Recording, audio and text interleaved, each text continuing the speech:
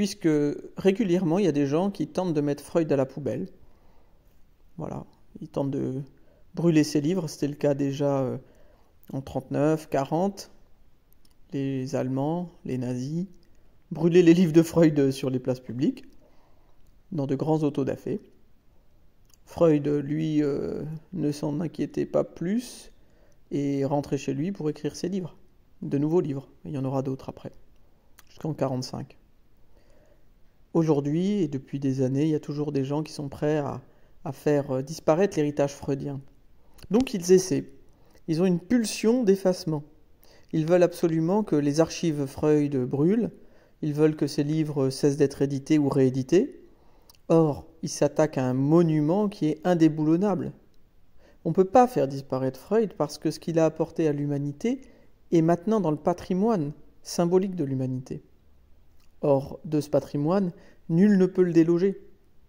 Il aura une place, c'est vrai, plus ou moins importante dans la société à travers les psychanalystes et d'autres d'ailleurs intellectuels qui se revendiquent de son héritage.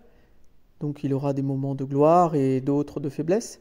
Néanmoins, ce qu'il a apporté, à savoir une connaissance scientifique de l'inconscient, une compréhension profonde, plus profonde qu'on ne l'avait jusqu'alors, de l'espace mental des sujets humains, cela, je dirais, c'est fini, c'est déjà acquis.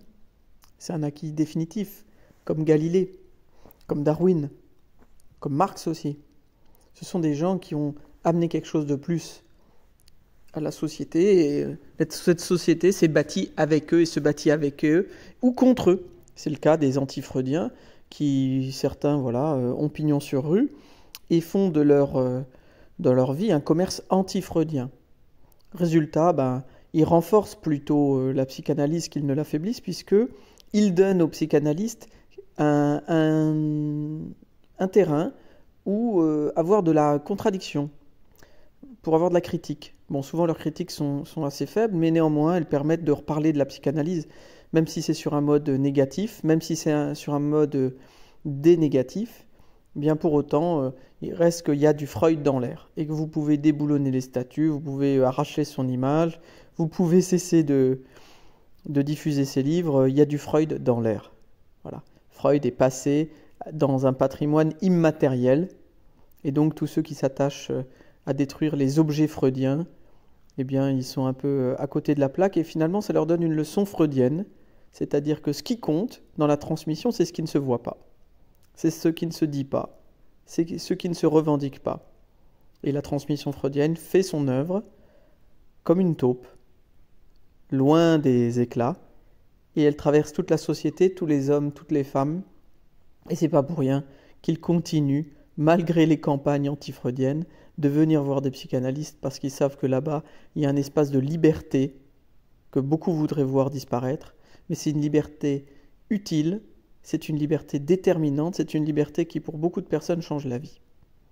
Voilà, donc c'est un message aux anti-freudiens pour leur souhaiter beaucoup de courage dans leur entreprise, pour les remercier aussi de faire rayonner Freud autrement, même si c'est pour en faire des caricatures, au moins ça nous donne l'occasion de bien rire, et Freud était un homme d'humour, et l'humour est très important dans la vie, même pour ceux qui n'en ont pas. Donc je recommande vraiment que ces gens continuent leur travail, que l'on puisse faire prospérer ensemble l'œuvre de Freud et continuer de faire vivre la psychanalyse. Voilà.